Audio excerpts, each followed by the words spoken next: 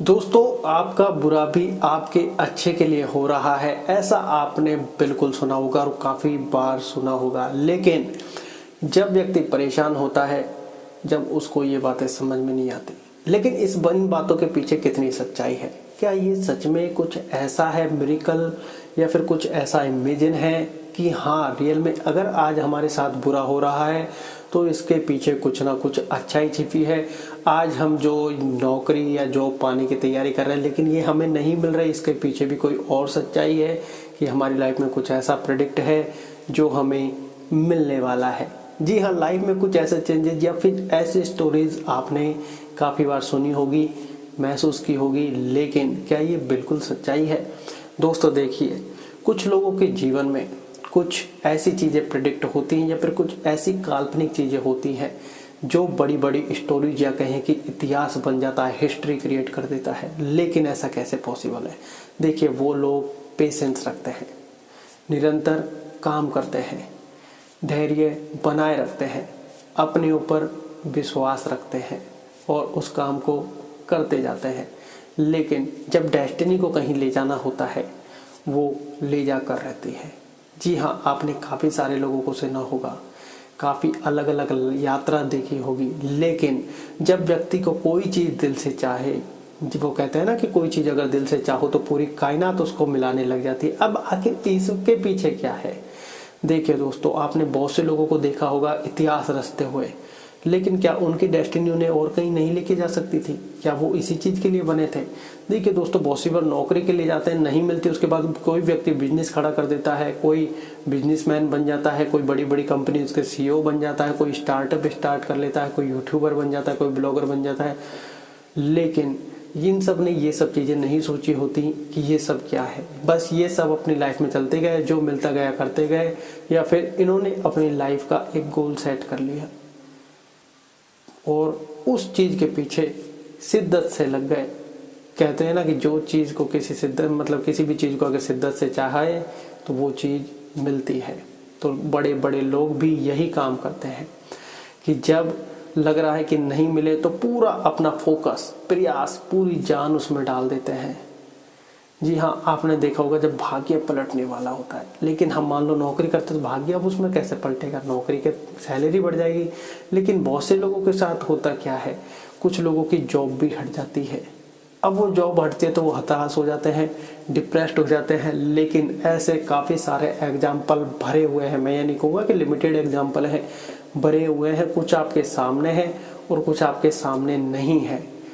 और जो लोग नौकरी छोड़कर या फिर कहें कि डिप्रेस्ड हुए हैं, काफ़ी ज़्यादा उनका चीज़ें खराब हो गई हैं, बिगड़ गई हैं, तो वहाँ पर देखने की आवश्यकता है कि क्या उन्होंने प्रयास किया फिर से कुछ, या फिर नहीं किया, हार मानकर बैठ गए।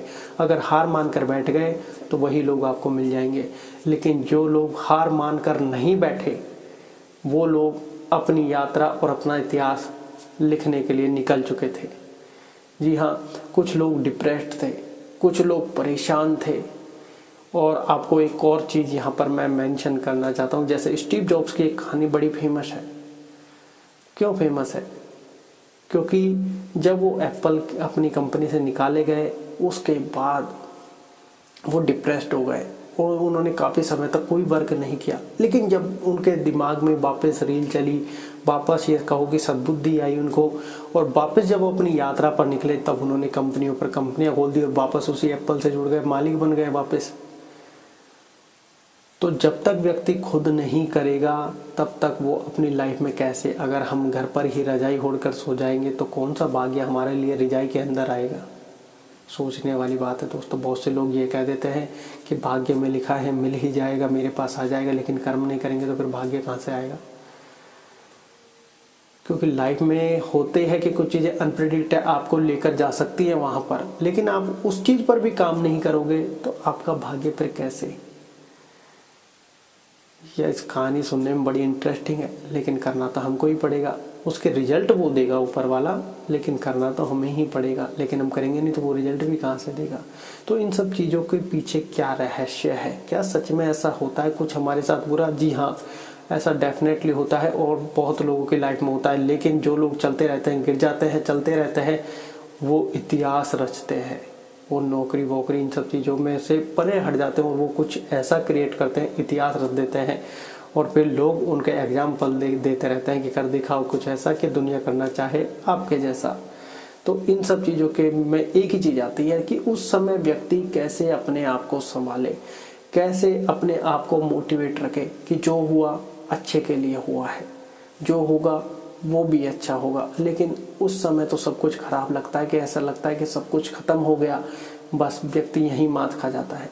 अगर व्यक्ति उसी टाइम पे पॉजिटिव थिंकिंग को ले आए कि जो हुआ है अच्छा हुआ, इसका मतलब अब हमें और प्रयास करना है और यहाँ से आगे कुछ बेटर लिखा है, अगर व्यक्ति ये चीज़ें मान ले तो फिर इतिहास बदलने में देर नहीं लगेगी। और जो व्यक्ति यहाँ से अपने आप को ख़त्म मान लेता है वो कुछ ऐसे रास्ते पर निकल पड़ता है, या तो कुछ गलत रास्ते पर, या बिल्कुल डिप्रेस्ड होकर बिल्कुल अपने आप को बंद कर लेता है, या फिर कुछ अपने आप को ऐसे बंद करते हैं कि वो इतिहास रचकर ही निकलते हैं। तो सोच आपकी है कैसे बदलोगे। तो यहाँ पर अब एक चीज़ है, उस समय कैसे अपने आप को मैनेज करें, कैसे अपने आप को संभालें, क्योंकि वो समय एक ऐसा होता है कि कुछ समझ में नहीं आता। दोस्तों तभी कहते हैं कि अपने माइंड को स्ट्रांग रखो, और अपने माइंड को स्ट्रांग ही नहीं सुपर स्ट्रांग रखो, क्योंकि कोई भी चीज़ अपने इस दायरे से बाहर है ही नहीं, सब कुछ है जो अपने अंदर है, लेकिन सिर्फ आपको समझने की भूल है। आप उसको समझ नहीं पा रहे और सिर्फ बाहर की चीज़ों से ही रिलेट कर रहे हैं। देखिए दोस्तों, बहुत सी बड़ी चीज़ें क्या होती है, मान लो हमने कोई कार ले लिया, ड्रीम कार है, ये तो मुझे चाहिए चाहिए, लेकिन जब वो हमारे पास आती है हम सोचते हैं 6 महीने बाद इसको बदल लेते हैं, क्या हुआ, पेट भर गया, जिसके लिए 6 साल से सोच रहे थे।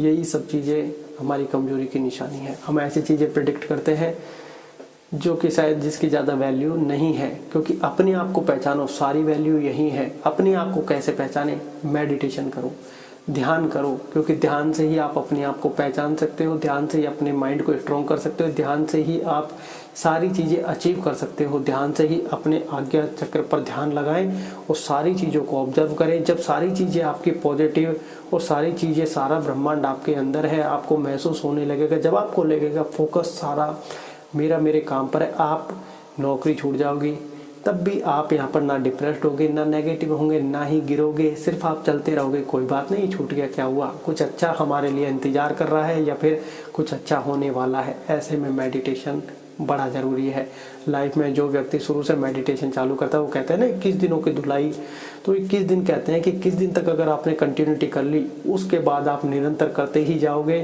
फिर ये प्रयास छूटने वाला नहीं है। लेकिन 21 दिन तक व्यक्ति को वहाँ पर पूरा फोकस करना ही होगा, लेकिन व्यक्ति पहले ही हार मानकर हट जाता है। लेकिन अब सवाल यही आता है कि मेडिटेशन ऐसे करे, इसमें क्या इतनी पावर है? इसमें सुपर पावर है। पावर नहीं, इसमें सुपर पावर है। शायद इससे ज़्यादा पावर और किसी चीज़ में फ़िलहाल नहीं होगी, क्योंकि मेडिटेशन सुपर है।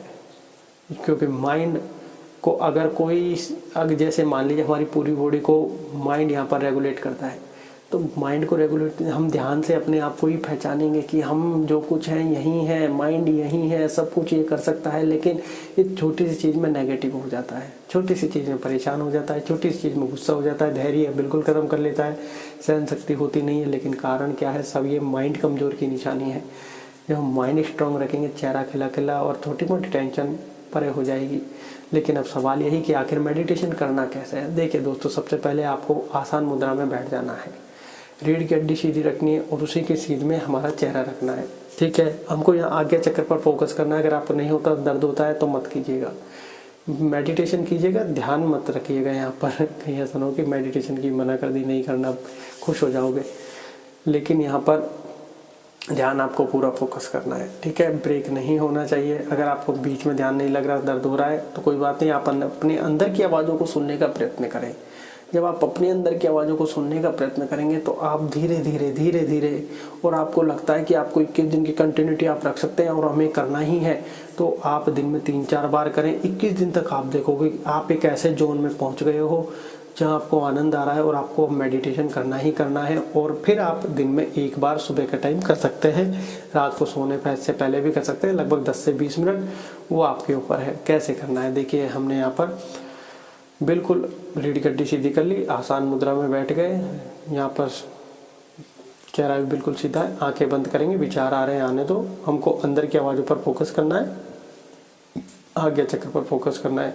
2-3 मिनट हम बिल्कुल शांत बैठेंगे, क्योंकि सबसे पहले हमें अपनी सांसों को शांत करना है, जो कि शायद अभी हमारी भी थोड़ी तेज चल रही है बोलने की वजह से।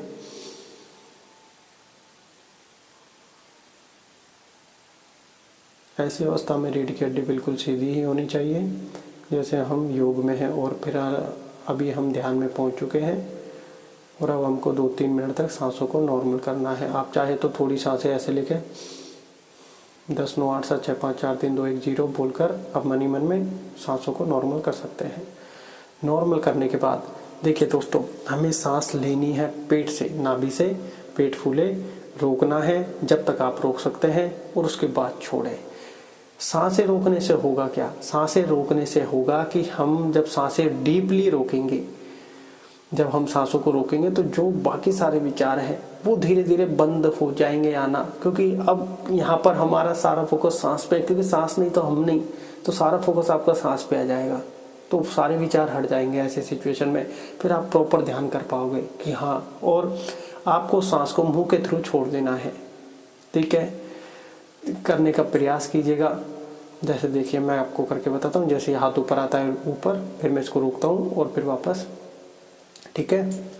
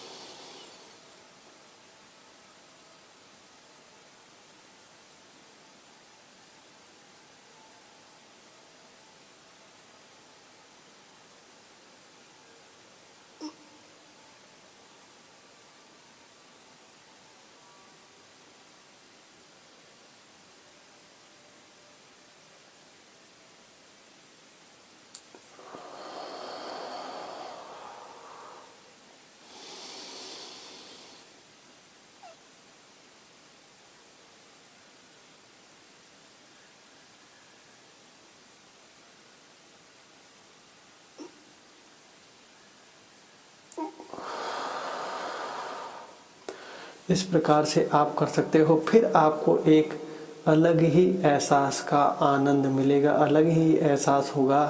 ऐसा लगेगा कि हाँ हाँ हाँ आनंद आ गया। लेकिन आपको, अगर आप नए लोग हैं और आप समय निकाल सकते हैं, तो 21 दिन तक ऐसा नियम बनाइए कि दिन में 3 से 4 बार 10 से 15 20 मिनट हमको करना है। और उसके बाद 21 दिन बाद आप एक एक दिन पर डे अगर आप 10 से 20 मिनट करोगे एक टाइम भी, तो आपको अलग ही एहसास होगा, अलग ही आपका माइंड बदल जाएगा। ए से लेकर जेड तक आपकी चीज़ें चेंज होने लग जाएगी। आपका माइंडसेट पूरी तरह के बदल चुका होगा। अगर आपके घर में भी अशांति फैली हुई है, ग्रह क्लेश चल रहा हो, तो वो भी शांत होने लग जाएगा। उसके पीछे कारण क्या है? जिस व्यक्ति की वजह से आपको लगता है कि ये सब चीज़ें हो रही हैं, उससे कहो कि मेडिटेशन करें। क्योंकि मेडिटेशन ऐसा है, अगर आपके कोई भी यहाँ पर दवाइयाँ भी चल रही होंगी, मेडिटेशन करने से वहाँ पर भी फ़र्क पड़ने लग जाएगा। क्योंकि अब आपका माइंड स्ट्रांग होने लग जाएगा। आपको लगेगा कि जो प्रॉब्लम अभी हो रही थी शायद वो अब नहीं हो रही है, चेंज होने लग जाएगी लाइफ। आशा करते हैं आपको सब कुछ पसंद आया होगा। धन्यवाद।